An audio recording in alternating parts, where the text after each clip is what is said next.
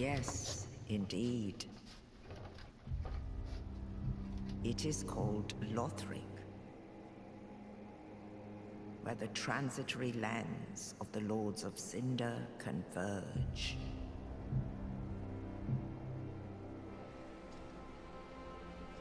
In venturing north, the pilgrims discover the truth of the old words. The fire fades, and the lords go without thrones.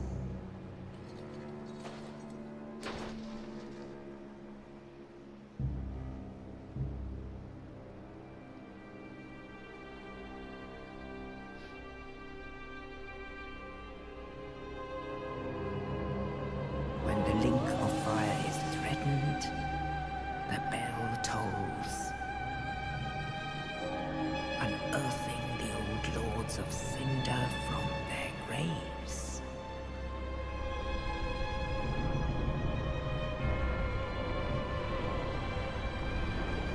Aldrich, saint of the deep,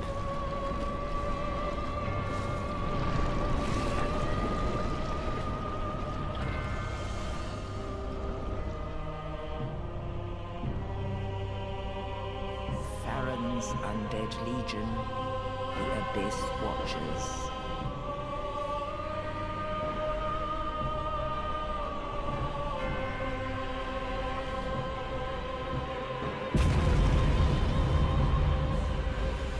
And the reclusive lord of the profaned capital.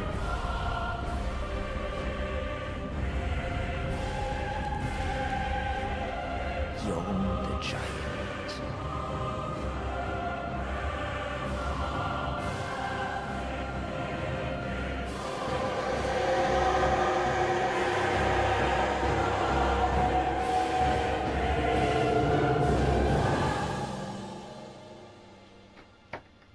Only in truth, the lords will abandon their thrones.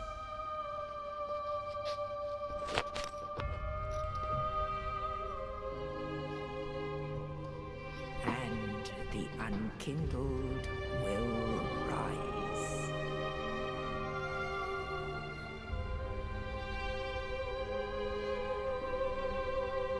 Nameless, accursed undead, unfit even to be Cinder. And so it is that ash seeketh embers.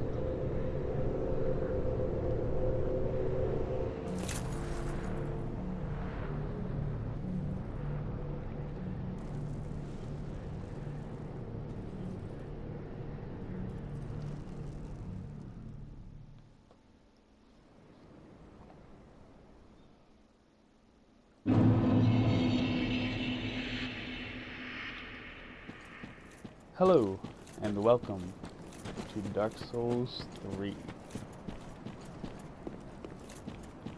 I think I should say right off the bat that I am obviously just recording this for myself. I often think to myself now how interesting it would be to go back and see how I was whenever I first played Demon's Souls or Dark Souls. And I know that there's a lot of differences between how I was and how I am, because as you play, you level up as a person. This right here, for example, like this tutorial level,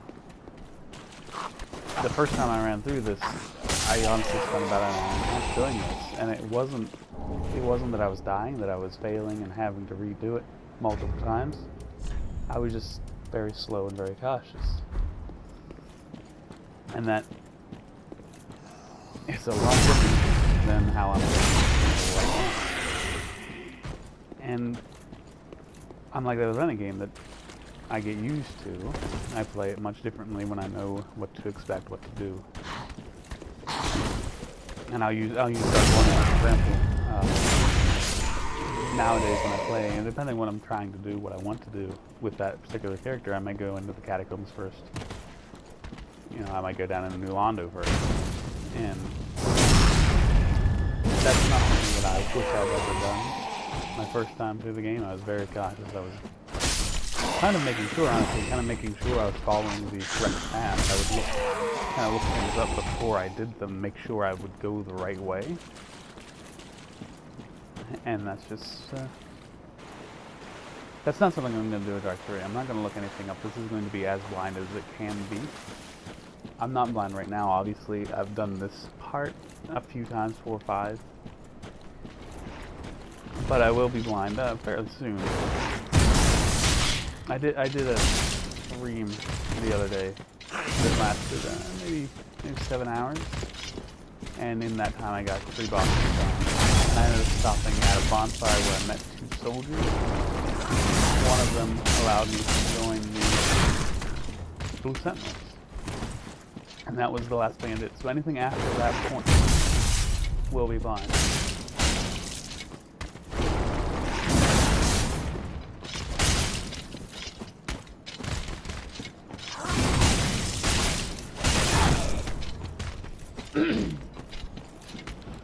As far as this being blind, I honestly thought my stream would stay on my channel. I did a little bit of streaming on Dark Souls 2, and it seemed like my videos were saved and I was able to go back and watch them. But for some reason with this game, that didn't happen for me. That they're not there. And so those are lost, and I'm alright with that. Because I missed a little bit of it anyhow. And as I said, it's not very much of the game. So I'll live with that. That character, that was my first mention, and I do want to kind of mention things that happened as they happened. Just as it's mostly for my own sake. I just want to be able to relive this. You know, a few years from now when I'm playing through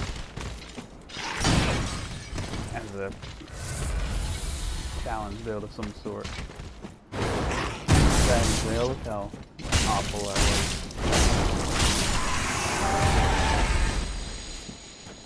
So the first thing I'll point out, that guy, it wasn't nearly that clean or that fast, but I actually did defeat that guy and the boss my first time through without dying. With this guy, I had to try him twice. He was getting me pretty well. I ended up leaving and resting at the bonfire.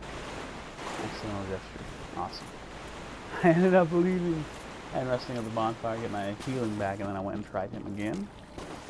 Obviously he was at full health, but I did, from full health of mine, full health of his, I defeated him on my first try without dying. And the boss as well. It was close. The boss was, you know, it was down to I needed to hit him 3 times, but if he hit me once, I was going to die. He was very close, but I also without dying. That is not to say that I made it to that building without dying, because that guy with the Uzi Katana, he probably got me about a dozen times, honestly. That guy gave me a lot of trouble, and I was using... This is actually the first character not using the bandit with the battle axe and the kind of crappy shield. I decided to go with this guy because he starts with 100% shield, and he's got a much better quick burst for the things that I was having to raise with the band. I had to raise his strength to get a better shield.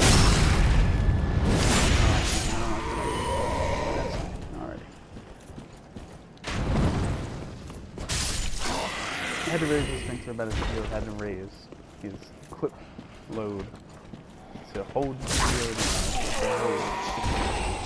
And I think this one's a little bit better suited for what I'm going to end up doing. Plunging attack, probably gonna die right here. Fantastic after I was bragging about how I didn't die. See, there's other things.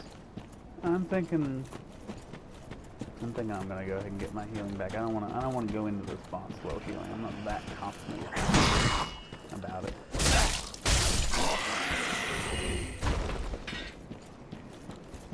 So just a further recap of what I've accomplished. My first character ran through to that point with the 2 soldiers. And that's the farthest any of my characters gotten. The second character went, I think, just ran through this part up until we got to the helix there. I've heard some people say. That character just went through there. And then my third character is a cooperative character that we're going to he's also blind, but even more blind than I am because he hasn't done those 7 hours.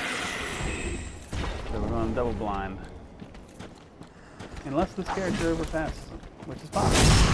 You know, it's up to him. I'll play every day, but if he can't make it to play and I end up playing with this character, I might surpass that, and then I won't be blind.